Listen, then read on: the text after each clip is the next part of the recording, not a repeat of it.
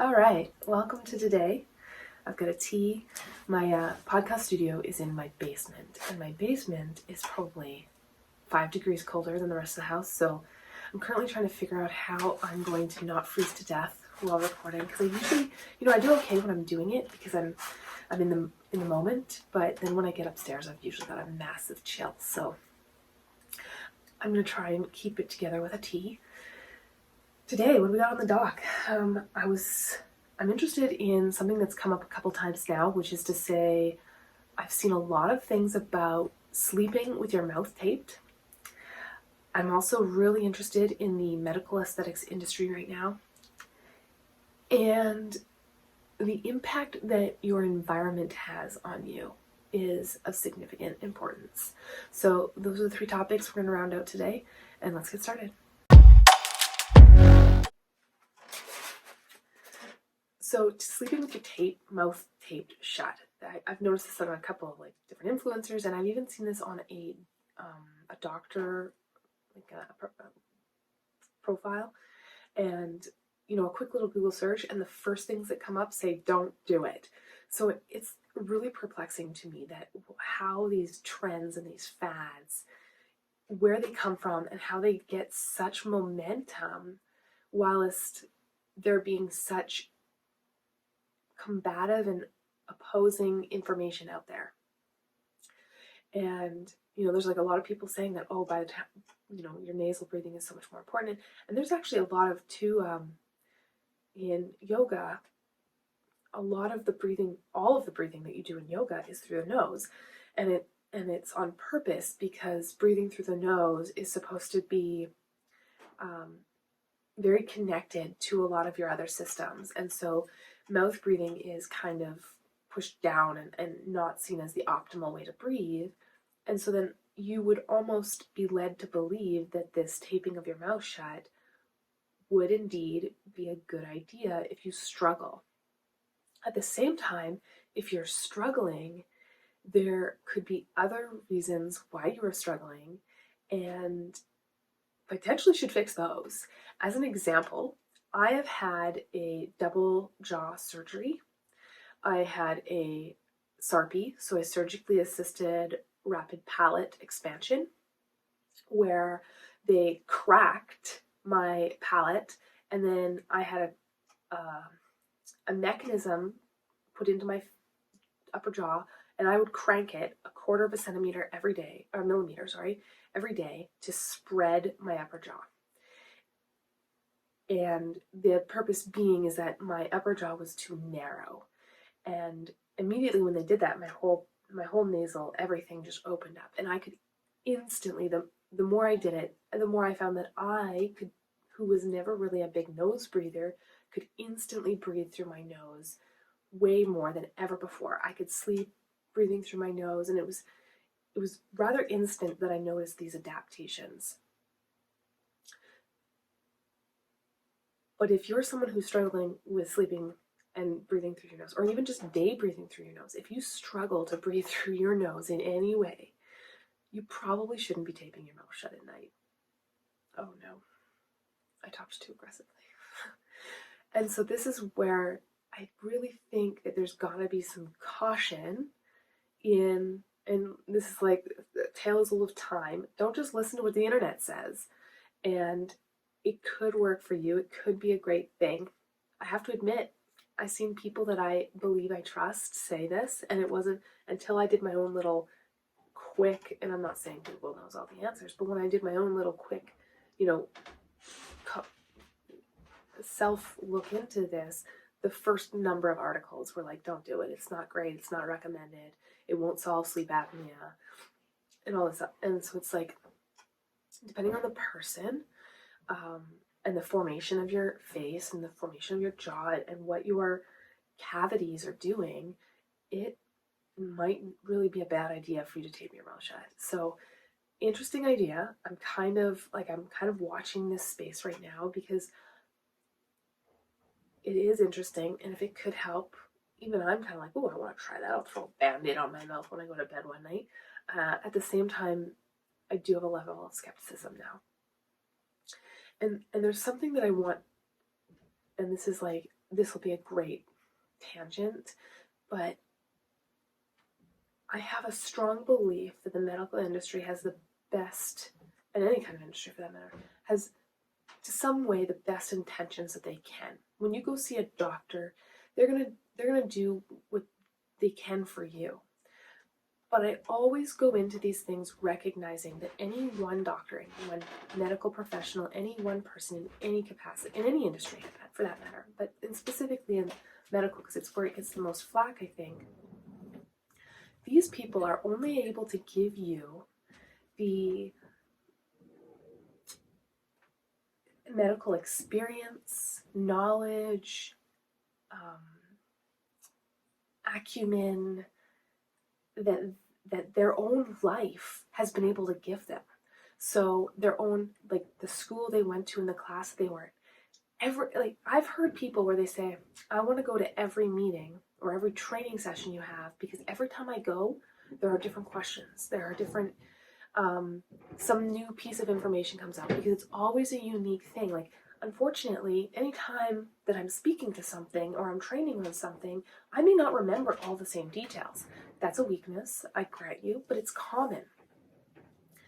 And so I think about this is depending on the school they went to, depending on the classroom that they were in, and the other people who were in their class, and the things that they were exposed to, and then their career, and the things they were exposed to in their career, and then their biases, and their own preconceived notions of what they believe, and their own belief systems are going to have a filter through which they're offering you their services. And so this is why getting a second opinion or a third opinion is important, is because anybody who's giving you a diagnosis, they're doing it with through their eyes, through their lens. And a different doctor with a different life experience, with different education, with different history, and different interests, even your interests as a human being have crossovers.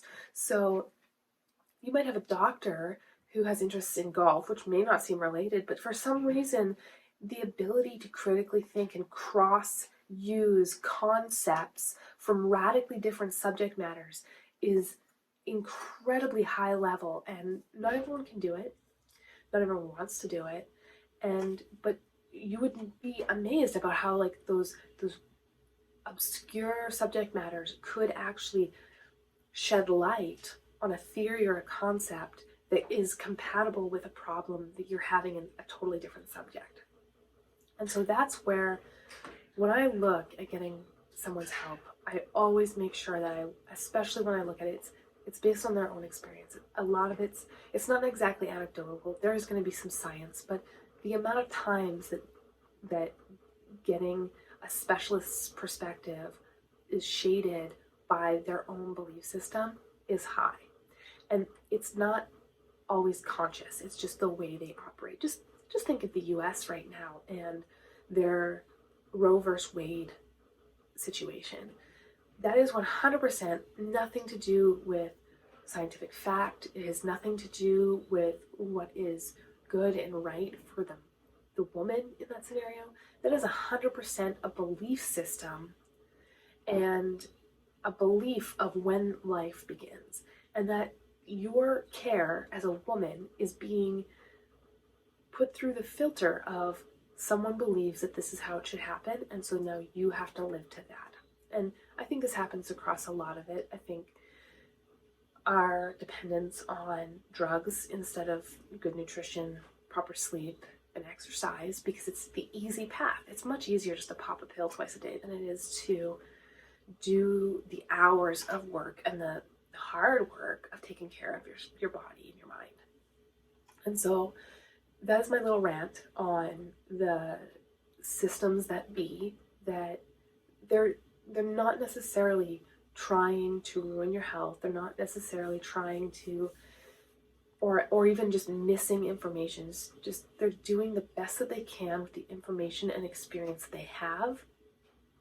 And that just may not be the right set of tools that you specifically need in your specific situation. And I think that's just something that we've come to believe, that doctors are all knowing, that and that they're perfect and that they will solve whatever problem you have. But reality is they're only as good as their tools and experience. And sometimes you may need to find other people with different tools and experience in order to solve your issue at hand. So that's my rant on that.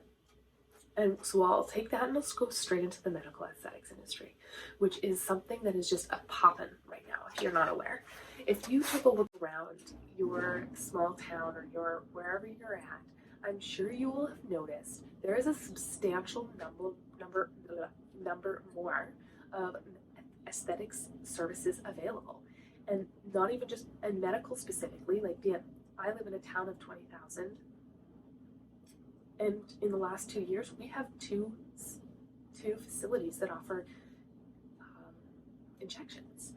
And then on top of it, if you just look at the surrounding aesthetics industry, the amount of eyelash, eyebrow, nail, hair, the number of people who are working in these industries is astounding.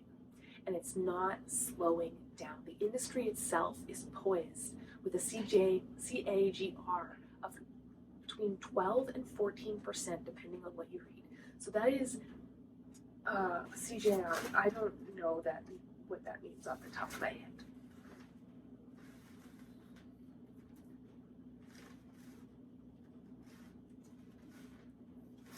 Compound annual growth rate, CAGR. It's what it is. It's some way. It is a formula that I don't even I understand. It's a comparative analysis tool. Don't ask me more about it. That's where I know that I've looked at a number of different industry profiles and I look at these things and it's a way to compare how much one industry is growing against another. And it takes an annual past history. Go read up on it if you want more. But medical aesthetics, if you look at some other industries, there's a lot of industries where they're growing at 2%, 3%. So you're looking at all of these industries and their growth year over year, and they've got decent rates. And then you look at medical aesthetics and it's absolutely fucking booming. And so to see a rate of 10 plus points is a good indicator that the market is in an absolute boom. And so it's pretty cool for the industry, but it comes with some, taboo. I know growing up, my mom was a big, you're beautiful the way you are, don't look at the girls on Photoshop, that's all fake. And to some degree that's true. I mean, just look at Instagram and the filters now everywhere and the amount of depression that comes out of it. I found an account about a girl who struggled for years with depression because she would use the filters to post onto Instagram, and then it actually made her feel worse because now she's got this Instagram filled with these beautiful, perfect photos of herself, which is nothing like reality. And then she goes and looks in the mirror and she feels bad because the mirror is reflecting reality. And I've got this thing about expectation versus reality, which we can go into in another day. But you see it this way. You see it how people are now getting the opportunity to micro or macro change their aesthetics to be more pleasing. And it's not new, but it's less taboo more and more. And it's not new at all. I think Brazil has one of the highest surgery rates, that they are very aesthetically pro. It's been known for years that Asian countries will have surgical procedures done to make their eyelids a little different so that they come across as more pleasing to find a spouse. And then when the children are born, it's oh yeah, I guess, So, but the medical aesthetics industry, this is going to be mainly talking about surgery and non-surgical treatments that can enhance your beauty or aesthetics. And what I find most interesting about it is that it used to feel so far away. It used to feel like only Hollywood had these things. And now it's just in every little town across Canada and the US, and it's only getting bigger. So how do we feel? This is one question where I'm actually interested in your comments. So if you could comment to me, I want to know where you stand. And if you want to do it anonymously and send me an email, I'll put my email at the bottom. But I'm curious. I'm really curious because I'm pro. I'm not against it, and here's why. I think there's a lot of things going on, and everything is connected. But I think there's two main opposing ideas in my head. And the first side is you shouldn't need it. You know, my raising says that I should be happy in the skin I'm in. I shouldn't need to change for anybody, and I should be able to just be the best that I can be with what I've got and be successful and be happy. And then there's reality in many ways, which is to say that there is clear scientific data and like analysis that says that tall people, pretty people, skinny people, unfortunately white people, do better in life. And like we're still working through some of these things. And as a society, I think we are Dov's done great things for the body image. Black Lives Matter is doing great things to really actually change a narrative and we are progressing. But at the same time, there is something about, if you just watch high school cliques, if you watch TV, high school cliques, a lot of times there's like a pretty popular group. Everyone's well put together. They likely have parents with some money that can help their kids dress nice and be well groomed.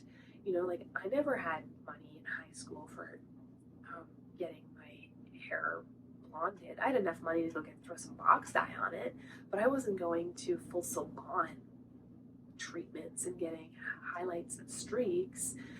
But there were people who were getting that. And I think the reality is that you can clearly see that if you take care of your person, if you do the things to make yourself look presentable and pretty and successful, take care of your body, there's a pride in that. There's a pride in your package being well packaged. And I think that this is what the medical aesthetics industry is tapping into, is that there's, you know, people have been buying Olay for generations in an effort to de-wrinkle. Well, now you can legitimately de-wrinkle with Botox, and you can legitimately make your lips plumper by not using that $7 lip plumper from Shoppers Drug Mart, but instead by getting some filler. You can make your cheekbones higher with some filler, and there's a cost, of course, there always is, but it's accessible now. And while I do still think that you want to embrace who you are, and I don't think medical aesthetics, the amount of work that you can get, like, it's expensive, right? So it costs a lot of money to completely redo yourself. And if you've got it, great. But if you don't, the amount of tweaking they're going to do isn't going to radically change who you are. And I think to some degree, and the next topic I want to talk about in a future podcast is longevity and lifespan. There's a lot of research coming out now about preserving yourself and how people are going to start living longer and longer and longer because the science is proving it's possible. And I think the medical aesthetics is going to tap straight into that industry. Is on top of good diet, good sleep, good exercise, supplements, medical aesthetics are going to help slow the natural aging process. And they're going to do this by, you've got a couple of wrinkles. Well, they put in Botox and it makes it so that the valley of the wrinkle doesn't get worse. So think of it like this. You get a wrinkle and maybe there's smile lines, whatever. The more you smile, and as you lose your collagen and elastin, and as your skin just naturally ages, and if you're dehydrated, it'll make it worse. That crease will get bigger and bigger and more set in its way, so to speak. It's just going to become more cemented in place. The use of things like Botox will help relax the muscles so that the crease can move away and it will slow that process. It won't allow that crease to become more deeper and ingrained and cemented into place. It will slow how fast it takes that wrinkle to really become a canyon. And I think that what's going to happen is there's going to be the people who can do these things, who are taking care of their body, who are and doing everything they can to preserve themselves. Medical aesthetics are going to tap straight into that market. Medical aesthetics are going to be just the next tier of supplements. As an example, I've got this really great pyramid that I'm going to show that I found. And it talks about skincare specifically. So you've got your base, which is, oh, I wish I had it up. You've got your base, which is the bare minimum you should be doing. Wash, moisturize, protect. So a cleanser, a moisturizer, and a sunscreen. Then you've got your next level, which is things like retinoids and alpha hydroxy acids, I believe. So these are chemical exfoliants, which will help the turnover of your skin cells, which happens about every 28 days. You get a whole new layer, right? So these chemical exfoliators help the skin move. And the next level after that are things like antioxidants, and there's a whole slew of them. And then after that, you've got your Botox and your filler. So at the very peak, you've got these cosmetic things, the peels, the treatments, the extra exfoliators that are spa only.